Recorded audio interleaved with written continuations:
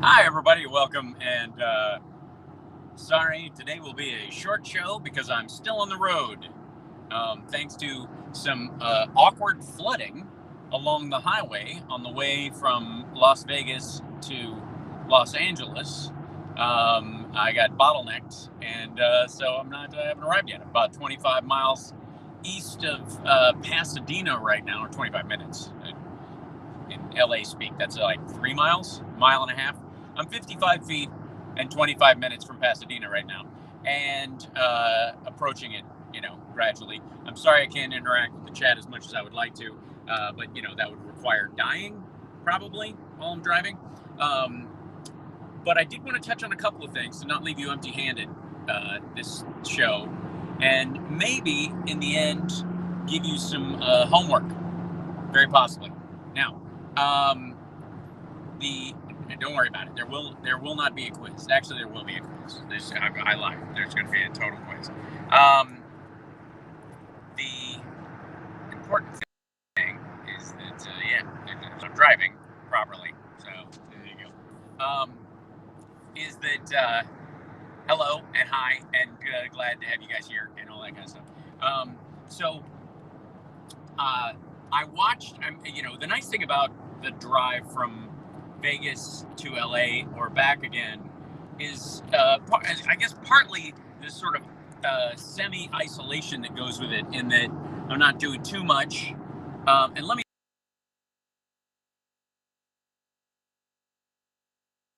know, by the way, if sound is okay. I would like to know. And thanks to Can't Stop Line and everybody for keeping everybody up to date on this. It's just part of it. And hello and welcome and hi. And there's going to be a streaming while driving law fairly soon, no doubt. Hello, Ireland. How are you? We're all good. So, two things.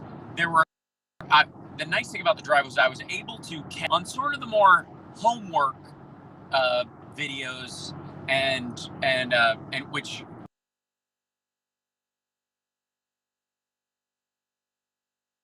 I mean, it sounds like I'm watching, educational, that, teach how to use a 3D printer. That's the kind of stuff that's where my true heart lies half the time, where I wish I could just kind of dive into certain tech aspects or, musical theory, all the wonderful things that are available on YouTube and all these other sites that almost no one goes to when the world is, dying of thirst in the middle of a pandemic. So, although tons of drowning going on in a world that's dying of thirst. I played a video, by the way, of, or posted it rather, of Fry and Laurie's There's Only One Way. There Ain't But One Way, I think is what it's actually called. But I often refer to it as Kickin' Ass. It's a song from a bit of Fry and Laurie. Never goes out of style. Like, it is always, the jokes in it are always current, which gives you, it's kind of heartening in that, you might think that our current situation is, overwhelmed with new horror. And in reality, it says it's kind of par for the course on a lot of fronts. But the real homework stuff that I get to, I try to catch up on and make sure that I'm abreast of certain things that help when I'm, discussing things with you guys. Hi, everybody. Is specifically things like Fed Chairman Jerome Powell speaking today and taking questions from reporters. He gave a, kind of a economic update, what their expectation is as far as inflation, housing market, all that kind of stuff. And beyond the hyperbole of everything that you might see online or even on business news, it's fascinating to watch the actual Fed chairman give a statement, for the record, and then have a bunch of people ask him questions from all these different sites. And I have to admit, I came into it with a certain level of expectation about what we would hear from whom and the like, that, where's the Maria Bartiromos of the world who, she's on Fox Business. Why isn't she in there, poking away at Jerome Powell for not being Trumpy enough or something? And the reality is that, Fox Business obviously needled him on what he means by temporary inflation, that we're not looking at some sort of, this is, or transitory inflation is technically, I think, the term they used. And that's right in line with the narrative of Fox News in terms of what they want to sell to their viewers, what will make them stay through the commercial break, as it were. But the vast majority of them were pretty. It wasn't anybody you'd necessarily know unless you watch CNBC or something like that. As far as the reporters that were actually there to ask him questions, it's very telling that Jerome Powell, the head of the Fed, can literally give a statement, have a Zoom roundtable set up where he's, taking questions from anybody. All the business press are there, and yet the names that you would recognize from the networks aren't the ones ever asking the question. And it's not like, the White House press corps, and then sort of translating that through anchors. The business community, as far as the anchors and the people that are on CNBC, their entire, I guess their bona fides are that they are tied into the financial markets, that they themselves are, former Goldman Sachs or what have you, that they know how the business world works, and they're tied in with all that. And then it can explain, what repos are and what the bank, as far as the Fed is concerned, and lending rates and how that will affect things over multiple quarters, blah blah blah. All that stuff is based on the idea that it's not that they study and read a lot of books, but that they're actually on the floor traders or people like that. And none of the people on in terms of the people who are asking those questions are those people that you would see on any of the business networks or any of that stuff. And I'm not 100% surprised, but it's not like it wasn't available. One of the CNBC guys who was there was able to ask these kind of questions. Thank you, Robert. Hi. I just peeked over and saw that. I'm trying not to look too much at the chat because I am driving. I'll glance at it occasionally like I would at somebody sitting in the passenger seat, but that's it. Which there's no one, which is why I'm not in the carpool lane. The general presser by Jerome Powell is a little dry, but I recommend everyone watch it if you get a chance, either when I go off the air or later on or something, and just for your own edification, because there's so much, conspiratorial thought about the Fed and just the stories you're told about the Fed and all this kind of stuff. And there's certainly been issues with it, and credit default swaps being, I would argue, the biggest part of them. Other people would argue that, we're not on the gold standard anymore. We have to have our currency tied to a pretty rock or it isn't worth a damn. What's the pretty rock worth? Nothing. It's pretty as a rock. Well, why would you want your economy tied to a pretty rock when it can be linked to sort of productivity and output? That's not a thing. The gold standard crowd are probably the biggest anti-Fed folks, followed by pretty rock, followed by the people that believe that they just manipulate the market so that bankers can control everything, and Rothschilds and George Soros Super Jew, that kind of stuff. So the reality of it is a lot more measured and a lot more normal, and it helps to actually watch their decision-making process and look for yourself like, okay, if I was in the same position, knowing just what I know and, understanding that they are seeing, broader figures, maybe all of it's publicly available, what they're looking at, the only thing different probably than, your average group of people sitting around is that, there's a lot of monetary theorists who, over time allegedly been proven right, that stay on there, that they're good at management in that regard. But it's not, it's not one of those things that comes across when you watch the actual briefings as something that's sinister or broken in any kind of weird way. It looks like they know that the success of the self is tied to the success of the country overall. And if they do anything that ultimately undermines, the worth of the middle class or creates too much imbalance in the economy and that kind of stuff. They recognize that's financially detrimental in the future. It just doesn't work. And so you can watch them kind of weigh their conversations and what he'll say and what he won't say. It's just fascinating. Okay, so the other thing I watched that I would also recommend you checking out was Biden spoke today at the Mack truck facility in Wisconsin, and did a little tour as presidents do, and then afterwards gave some remarks. And the tildeer of the entire remarks, if you don't want to watch it, is that he has the standard of buy American, or buy stuff that's made in America, that the government uses when it spends tax dollars on stuff that it needs, cars, electronic equipment, blah blah blah. The Buy American rules that they have state that a substantial amount of the whatever they're buying in the Buy American rule has to be it has to be substantial. That's the word that's actually in there. And welcome, new patron. Thanks. Patreon.com/Hal Sparks. So the standard is in the legislation that was passed on Buy American, is that a substantial amount of the object or the parts or the vehicle or the computer or whatever you're buying has to be made in the United States. And over time, the waivers given out to deal with this have driven that number down so that substantial means 55%. And not only does it mean 55% is counted as substantial, but you don't have to show what that 55% is. And so the joke is that they count the air in the tires of the car as being part of what's made in America. So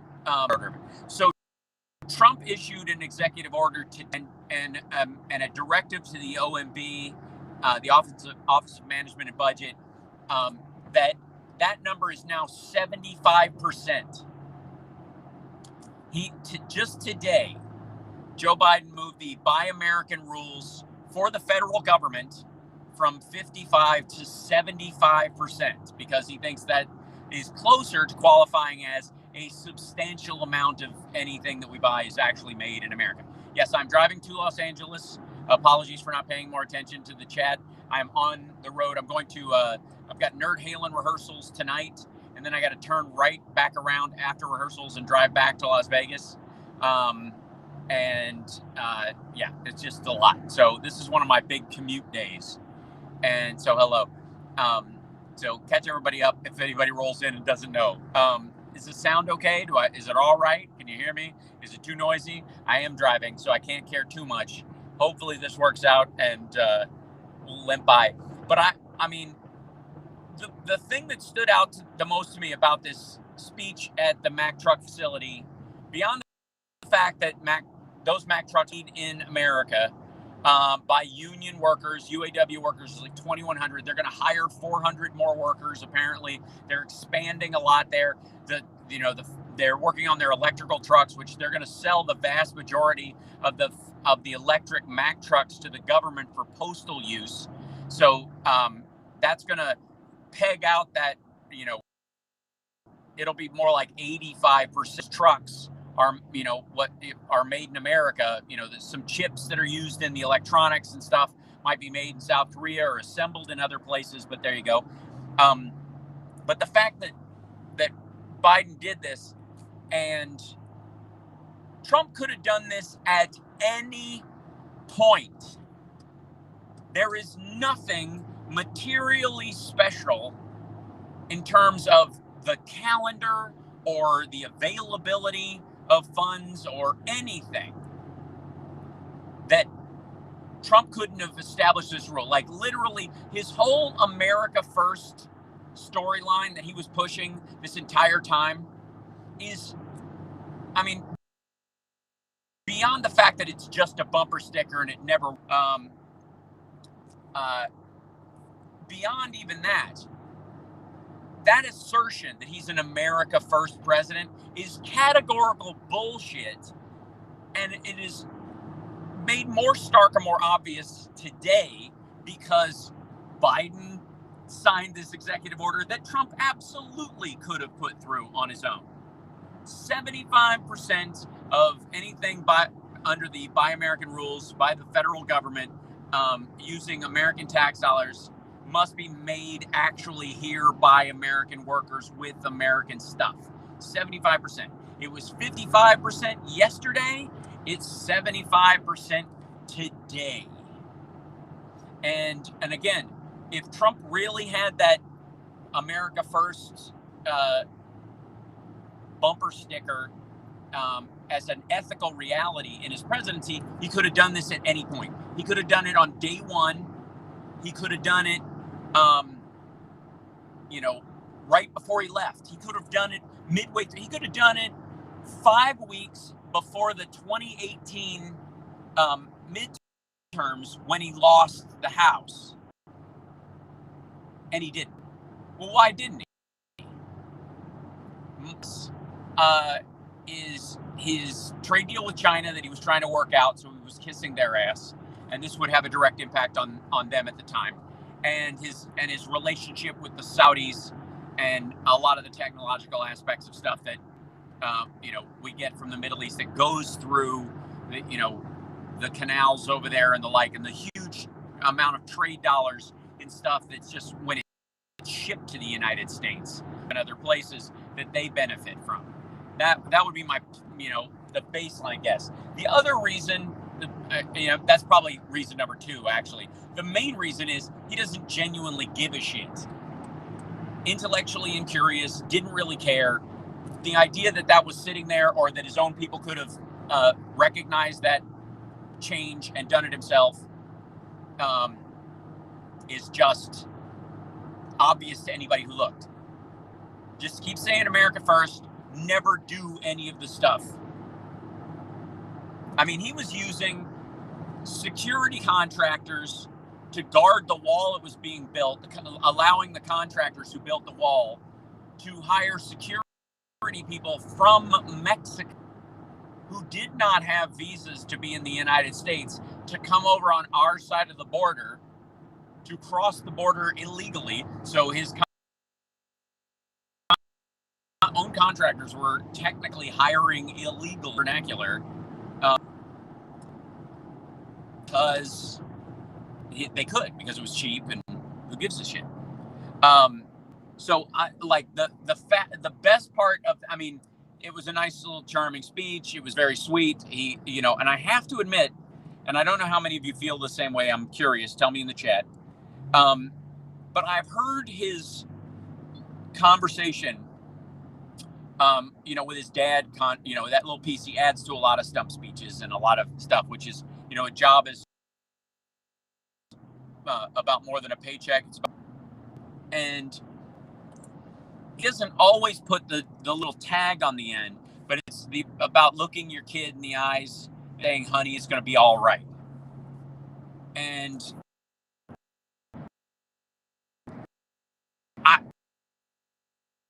I don't know why, but this particular time, that just, maybe I've been watching a lot of Olympics and I'm full of, sweet patriotism, but the idea that, that analogy, and, and obviously, having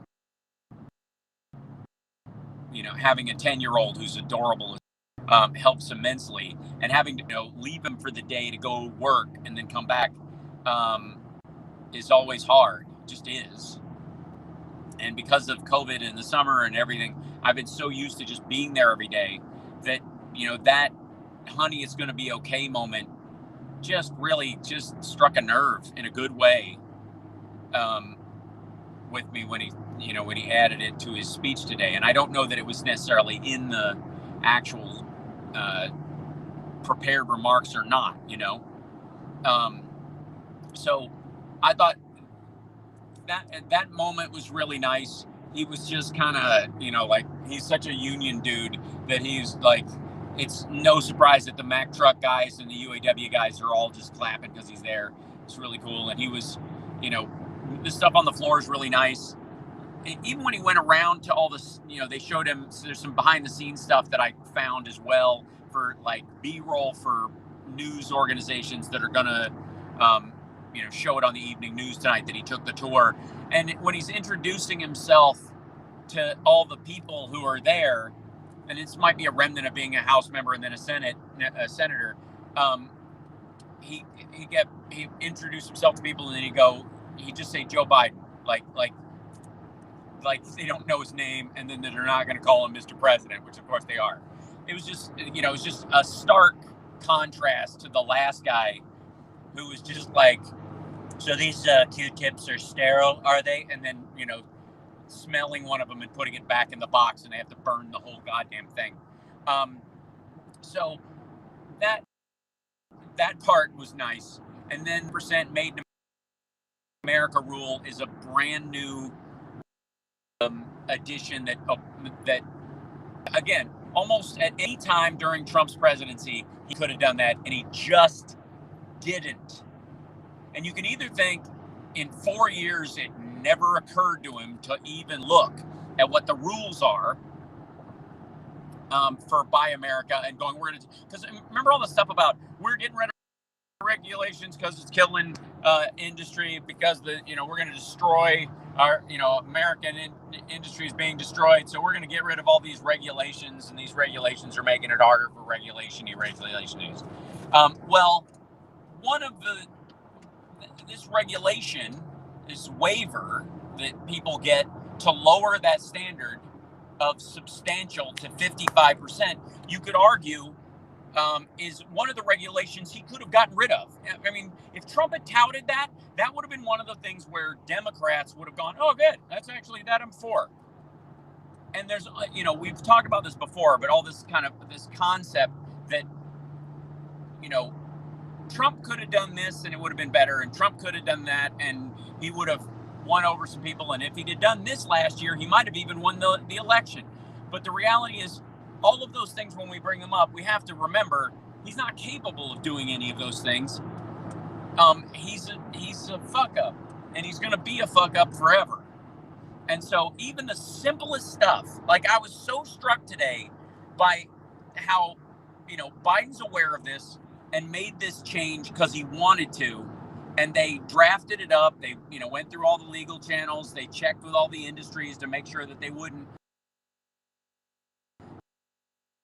slam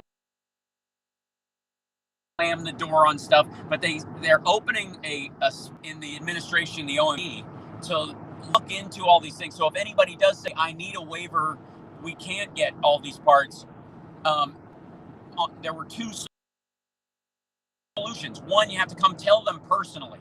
You have to tell the White House why you need the waiver, not just file some perfunctory piece of paper and move on. And then the second part was that you had to post what part of the thing that you were selling you couldn't find in America. And the example he used was like fire hoses, like when FEMA buys, fire hoses just to have them. And then you find out like, well, we can't afford to buy, we have to get the nozzles overseas because we can't afford, or we don't have a manufacturer in the United States that makes these. And a lot of small businesses that can make or do make those kind of things might not even know that company is looking for them, because they're never going to ask the American one. They're going to look for the cheaper version because they usually sell it out on the market. So instead of selling it to the market, they're selling it to the government, which has these specific rules about Buy American. Even if they want to get their nozzles that they sell on the regular market with their hoses, to either overuse, if somebody has a big petrochemical plant of their own and they need to buy their own hoses for their own fire suppression stuff, then fine, they can buy the hoses that have the nozzles made in China or Taiwan or Vietnam or whatever. But if the federal government's going to buy it with FEMA dollars, that money must, you have to at least look for a manufacturer in the United States that can make that part. And if you don't, or you say you can't find them, you have to post online on this special website like what you're looking for. And if small businesses will be able to go online and check and go, oh, we make this, we can fabricate that, we could tool that up and do it in a few weeks. And since the government spends like $600 billion a year on stuff, arguably there's money in there for tooling up a factory here in the United States to make something that's crucial and needs to constantly be replaced or improved upon. So that not make the news in any major way, but I'm amazed that didn't happen. And then like I said, the Jerome Powell thing that showed up, that I ended up getting a chance, like it was a live press conference he did today, a statement from what their changes are going to be. And this is the kind of stuff when Jerome Powell comes out and gives these kind of conversations, has these kind of conversations with reporters, this affects markets. This changes investment. This will make people physically pull money out of things and put it elsewhere. And so it's really important. It's from a strategic standpoint, investors and investment funds and pension funds and stuff, they pay attention when the Fed says this kind of stuff. So for yourself occasionally is not a bad thing. I recommend it highly. Just occasionally, you don't have to get into the deep reads of it. And parts of it might, when they start talking about repo and assets that they're buying and the like, if you want to look deeper into it, there's tons of educational videos on, what markets are made of, gaps in your knowledge. But you can also just kind of get a grasp of, how these are, giant decisions that affect kitchen table matters. So it's really important. The third thing I want to touch on, and then I'll wrap up for today and we'll have a regular show tomorrow. The third thing I want to touch on, of course, is the COVID stuff that's going on. Here in Los Angeles, they just started a new mask mandate. In Vegas, our mask mandate comes back on Saturday. That means that, like, Mark Savard, the hypnotist that I'm buddies with, that my girlfriend works for and with, he's going to stop his shows on Saturday. He was back up and running for a couple of weeks. They're going to shut down for at least 2 weeks, if not more, while this is going on until they can lift the mandate. Because if it, first, so he needs to be able to see people's faces and their response, and it's not quite as funny if you can't see people's mouths and the like. So it's kind of crucial. And then the other thing is that the audience itself, you got to care about your audience. And let me be abundantly clear about this nonsense.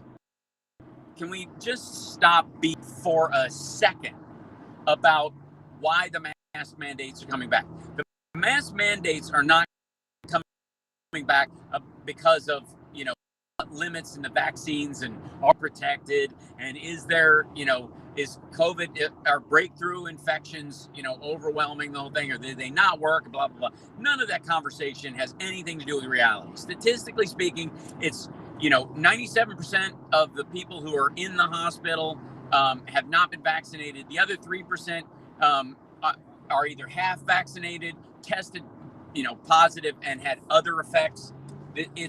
It is a minute number of people, especially right now. But the spike is causing concern in the unvaccinated crowd.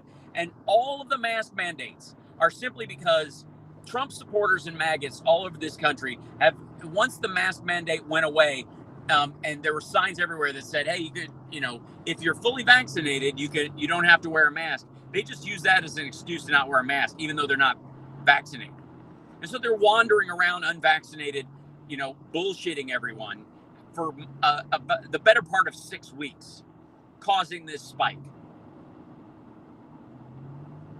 That's all this is about. And so the reason the rest of us are all putting our masks back on, and why I've got mine in the car again and I'll be wearing it in public again as well, is because it creates a standard where masks indoors. So that includes the people who haven't been vaccinated, who've been lying or obfuscating that they're, that they don't have to wear a mask. That's all that's about.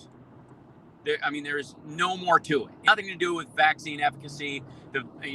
There may be there was stories about, the Pfizer's getting a third dose of the Pfizer thing. It makes it super effective against the Delta variant, yada, yada, yada. But even still, the danger of you actually being, affected or infected in a way that puts you in the hospital or endangers your life, or even gives you the danger of having long COVID is minuscule beyond minuscule. But the chances of you dying from the Delta variant, if you haven't been vaccinated, and you're in that 20% that can, that will get sick from it, and you don't know who you are, there's no if I maintain a certain BMI, or if I never smoked, or blah, blah, blah. There's no standard by which it catches you completely off guard. People who you would think would get sick and die from it can shrug it off, and people who you'd think would shrug it off are, saying goodbye to their family members on FaceTime. It's fucked up. And all of the mask mandates, both here and in Las Vegas, are 100% about anti-vax and vaccine hesitant Trump supporters and right-wingers who are just dying left and right. They are the bulk of new illness. They are the bulk of the hospitalizations, and they are 100% of the deaths. And that's it. And we're protecting these assholes from themselves. And here's the thing. I'm for it. I'm not a Darwinist. I don't look as dumb as somebody could be. I'd rather argue with them than watch them die. I have no interest in benefiting from anyone's death on an argumentative level at all. Period. End of story. You know me. You guys know I don't wish violence on anybody. I don't wish illness on anybody. I'm not ever going to hope someone finds themselves in this, moment where they wake up and go, I was wrong. Fuck that. It's a terrible thing to happen to somebody. We've all done stupid shit in our lives, and nobody deserves to die because they were stupid for a year, much less 10 years. So I don't buy that. I'm not going to go in on it. I understand the frustration that doctors are having with their patients who didn't get it, or, are blowing it off, or thinking they can ride it out. And then they're taking up, ventilators and stuff for people, who have been in car accidents or had lungs collapse, or, been hit by a car, or fucking just normal life health stuff that catches you off guard. No one needs that shit. And it's frustrating for them that somebody isn't around, somebody's in that bed when somebody might roll in. There might be an emergency, and they're left without ICU beds they might otherwise need. And they always think about this. They always, doctors, emergency room doctors. My Kung Fu instructor, John Fong, rest in peace, who's one of the greatest people, such a cool dude, and such an amazing martial artist, and such a sweet human being. He was an emergency room doctor. He was actually, so many of you may not know this, but John Fong, my Kung Fu instructor, who taught me San Tzu and who I taught under, was the medical expert on ER.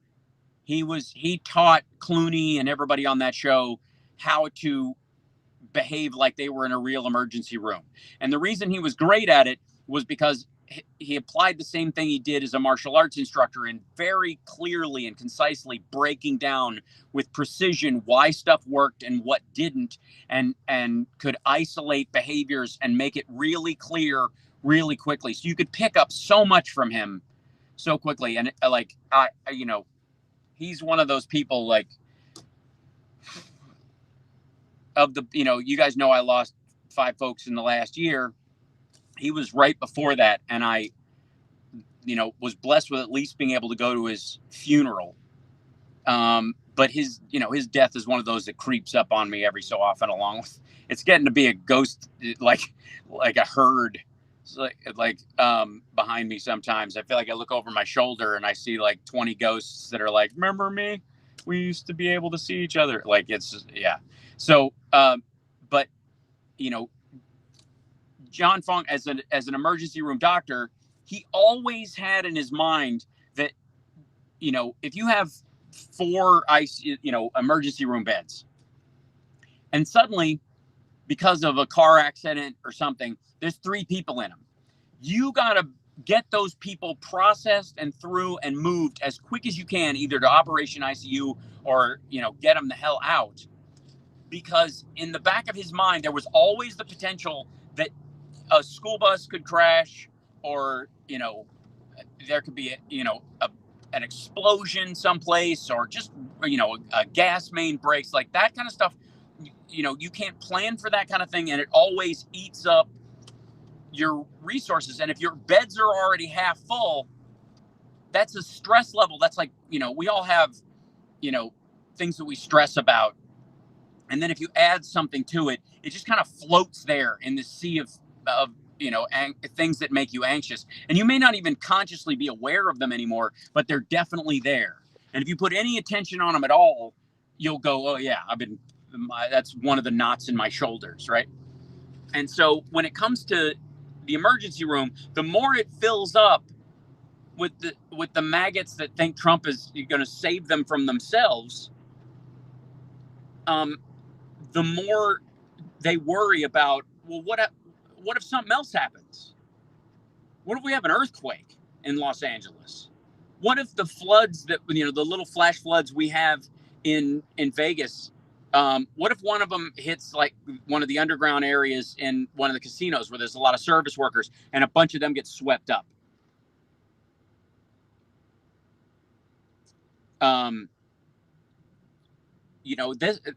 That's always there. It's always this haunting thought. And that's why there's 2 reasons not to end up in the hospital. One, it sucks and nobody wants to be there. The second one is, if you're there because you were dicking around like somebody in a Jackass video, and you're taking up a bed when something really awful goes down, you may accidentally contribute to part of what takes someone else's life, because the resources weren't available because you were eating them up.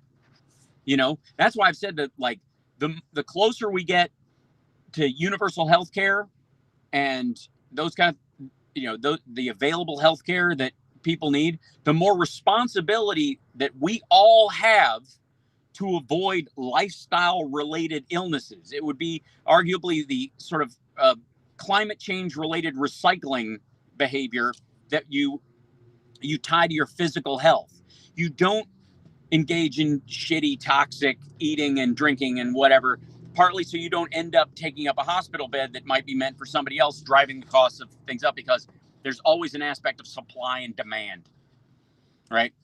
Which brings us back to the inflation thing with Jerome Powell. Anyways, we will talk more about that tomorrow, and I will have video of that stuff. Some people have said, why don't you do one of Biden's speeches in there? And I just might, because I so enjoyed watching the one I was watching today. So hopefully we will see each other. And I turn myself sideways. I did. Okay. So hopefully I will get to see you guys tomorrow. I definitely will get to see you guys tomorrow at the regular time. And I'll go through a few more of these revelations that I've had. And then maybe I might post a couple of short videos later on from rehearsals, which, if I make them short enough, I won't get an RIA.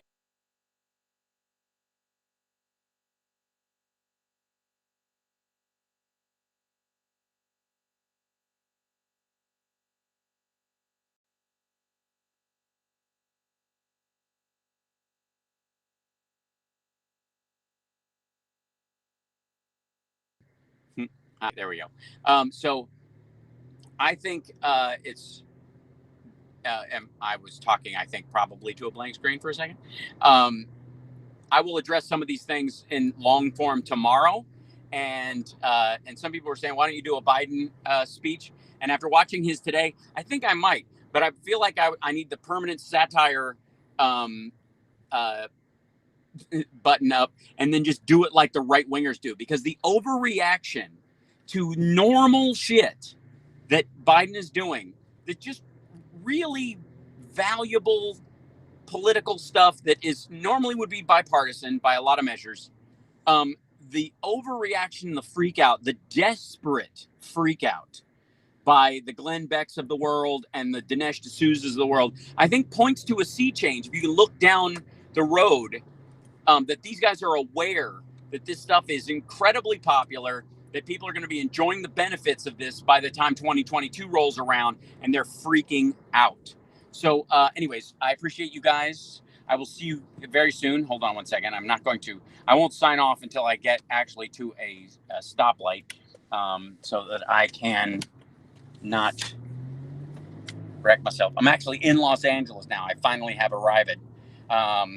And just going on a minor tour before I go. I can't go to my house right now in LA because one of my roommates there, Chad, has COVID. So I'm not going. We all talked about this. So so when I come to LA right now, I basically can't even stay the night. And I wouldn't, because I want to go back, because Cam's in Vegas with my mom and Summer and everybody. And so I'm just gonna do my rehearsal and turn right around and drive back to Vegas in the same day. But in driving around the city, I probably will do a special report kind of thing about this coming up. But the whole, like, the cities are failing around us, and the spike in the crime is the crime, and it's all awful and everything's terrible and is so overblown, so as to demoralize people and make them feel like it's not salvageable. It makes no sense. So on a personal level, I feel the need to sort of defend our big cities temporarily and go, address the problems realistically, but not pretend that, like, oh my God, the whole thing's falling apart. I pulled over, by the way, so that I'm not going to wreck. Okay, I will see you guys tomorrow. Take care of yourself and take care of somebody else. Thanks for hanging out, guys. Don't forget, like and subscribe, thumbs up, all that stuff. And I will see you tomorrow. And this was fun. It was a nice little gathering. All right. And the system is getting better. And thanks, Rob Glenn, for helping talk me through some of the tech aspects of it. I think we may have worked out what one of the issues I was having was. So that made me feel a lot better. Okay, bye.